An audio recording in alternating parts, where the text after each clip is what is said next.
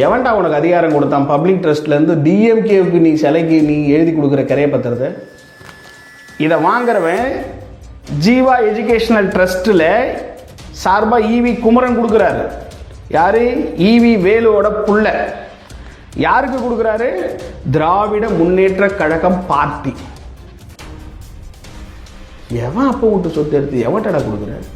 வக்கு இல்லாத பையன், நாயப்பைய, உனக்கு என்னைக்காவது ஒரு இடத்துல ஒரு சென்ட் நிலம் இருந்துச்சுன்னா அதை கொடுத்து நீ கட்சி வளர்த்துட்டு போடா. ஒரு பப்ளிக் ட்ரஸ்ட்டுக்கு, ஒரு பப்ளிக்ல இருக்கக்கூடிய ஒரு சேவைக்காக கிடைக்கக்கூடிய ஒரு ட்ரஸ்ட்ல வாங்கின இடத்த கழகத்துக்கு கொடுத்துருக்கான். ட்ரஸ்ட் ஆக்டில் ஒரு கவர்மெண்டோடைய கோர்ட்டோட ஆர்டர் வாங்காம நீ கொடுக்கவே கூடாது. இது விதிமீறல். இது அடுத்த ஆப்பு. ஒரு ஐஏஎஸ் ஆபீசரு மந்திரி வீட்டு வாசல்ல 1.5 மணி நேரம் உட்காந்துருக்காங்க. மானம் வெக்கமே இல்லாதவங்களுக்குலாம் அவன் பெத்த பிள்ளைக்கு ஏன்டா நீ சவாரி பண்ற? அவன் கார்ல நீ ஏறுற, டிஎம்கே கூடி இருக்கிற கார்ல நீ ஏறுற, நீ போய் அவனை பிக்கப் பண்ற, அவன் வந்து உன்னை பிக்கப் பண்றான். டேய், நீ முருகேஷா எதை ஒன்னா செய் மிஸ்டர். என் ஊர் கலெக்டரா செய்யாத. எங்களுக்கு அசிங்கம் இல்லையா? எங்களெல்லாம் கொண்டு போய் அவன் காலையில் அடமானம் வைக்கிற. இதுக்கு அவங்களுக்கு சம்பளம் வாங்குற. ராஜினாமா பண்ணிட்டு போய் அவன் சூவ கூட நீ நக்குடா. எனக்கு என்னடா கவலை? என் வீட்டு சொத்து ட்ரஸ்ட் பேர்ல வாங்கி அதை கலைஞர் சிலைக்காக திமுகவுக்கு விற்கிற. அடுத்தவன் சொத்தை உன் புள்ள பேர்லையும் ஓம் பேர்லையும் பட்டா வாங்கிட்டு அதுக்கு லோன் வாங்குற. இந்த மாதிரி படுபாதக செயலுக்கு ஒன்னெல்லாம் அந்நியன் மாதிரி விஸ்வரூபம் எடுத்து என்ன சட்லி இல்லடா. அதுல சொல்லக்கூடிய அத்தனை தண்டனையும் இவனுக்கு ஒருத்தனை கொடுக்கலாம்.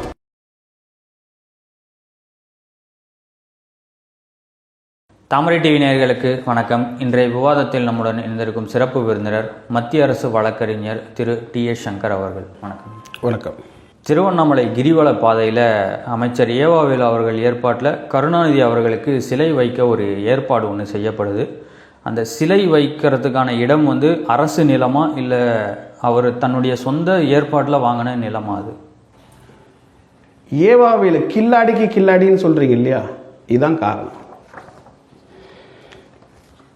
ஏவாவேலு ட்ரஸ்ட்டு முத 91 ஆரம்பிக்கும் போது, சரஸ்வதி அம்மாள் எஜுகேஷனல் ட்ரஸ்ட்டுன்னு ஆரம்பிக்கும் போது, பாவாஜி நகர்னு போட்டு திருவண்ணாமலை அட்ரஸில் ஆரம்பிக்கும் போது ஜெனரல் ட்ரஸ்ட்.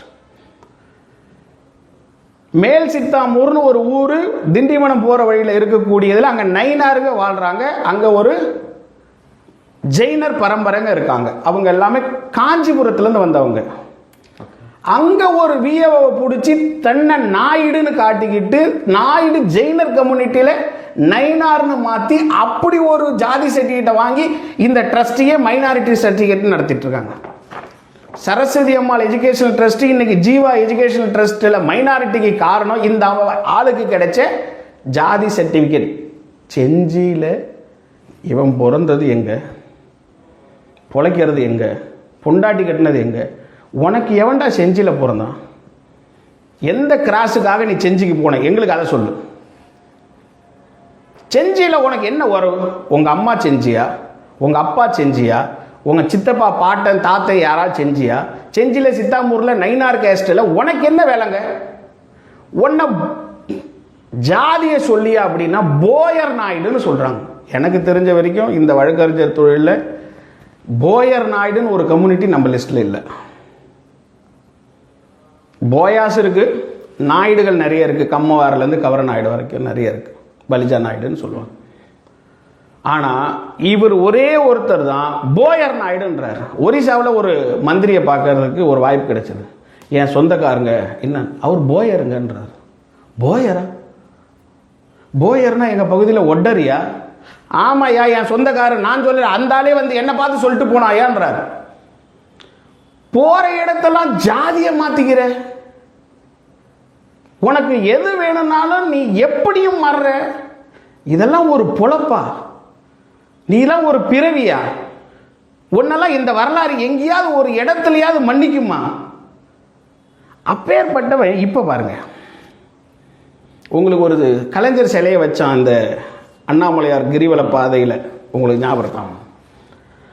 எங்க அண்ணன் ஏவாவேலு அண்ணன் கலைஞர் சிலையை வைக்கும்போது அந்த இடத்துல நம்ம பாஜக நண்பர்கள், என்னுடைய தலைவர்கள், எச் ராஜா அண்ணா கூட கலைஞர் சிலையை வைக்கக்கூடாது, இது கிரிவல பாதை, அதுவும் நாத்திக, அவன் கடவுள் இல்லைன்றவன் எல்லாம் எதிர்ப்பு தெரிவித்தான்.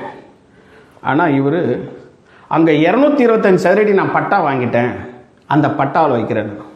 அவருக்கு சொந்தமான நிலம், அவன் சொந்தமாக வாங்கினானா? ஓகே.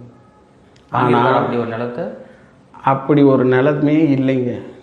92 சதுரடி தாங்க இவன் கரையை வாங்கினவனுக்கே சொந்தம். அந்த ரெக்டிஃபிகேஷன் டீட் தான். முதல்ல 225 சதுரடின்னு போட்டு இவர் கரையை வாங்கிடுவாராம். ஹைகோர்ட்டில் கார்த்தின்னு ஒருத்தர் நண்பர் வழக்கு பதிவு செஞ்சதுக்கு அப்புறம் அதில் வெறும் 92 சதுரடி தான் இருக்குதுன்னு சொல்லுவாங்களாம். 225 ஏற்கனவே பட்டாவே கலெக்டர் கொடுப்பாராம். அந்த பட்டா தப்பாக போச்சுன்னு சொல்லி 92க்கு மாற்றி 92க்கும் பட்டா கொடுப்பாங்களாம். ஆனால் இது எல்லாம் நடக்கிறது எங்கள் ஜீவா எஜுகேஷனல் ட்ரஸ்ட் இல்லைங்க. ஏண்டா எப்போ ஒரு ட்ரஸ்ட்டு பப்ளிக் ட்ரஸ்ட் ஆயிடுச்சோ, அதாவது 32B லேண்ட் சீலிங் ஆக்டில் 37B எப்போ ஒரு ஆள் ஒரு பெனிஃபிட் அடைகிறாரோ, இது வந்து பொதுமக்களுக்காக நான் பயன்படுத்துகிறேன், கூடுதலாக எனக்கு சொத்து வைக்கிறதுக்கு ஒரு அனுமதி தாங்கன்னு ஒருத்தர் கேட்குறாங்கன்னா அப்போ அது வந்து பப்ளிக் ட்ரஸ்ட். ப்ரைவேட் ட்ரஸ்ட்டு உன் பொண்டாட்டி, உன் புள்ள, உன் மச்சான், குழந்தையா, நாத்தனார், நீ யார் வேணாலும் வச்சுக்கோ, எனக்கு அதை பற்றி கவலை இல்லை, அது ப்ரைவேட் ட்ரஸ்ட், நாங்கள் தலையில்லை. எப்போ எங்களுக்காக அந்த ஊர் பகுதி மக்களுக்காக பெனிஃபிஷரியாக போட்டு ஒரு ட்ரஸ்ட்டை உருவாக்கிட்டு அது பப்ளிக் ட்ரஸ்ட்.